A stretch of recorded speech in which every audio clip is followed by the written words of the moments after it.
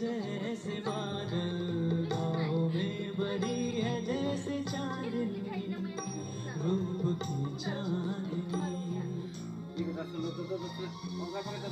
मैं अगर कहूँ हम सफर मेरी अप्सरा हो तुम या कोई परी तारीफ ये भी तो सच है कुछ भी नहीं। तुमको पाया है तो जैसे खोया हूँ कहना चाहूँगी तो तुमसे क्या कहूँ किसी जबान में भी वो लफ्ज ही नहीं कि जिनमें तुम हो क्या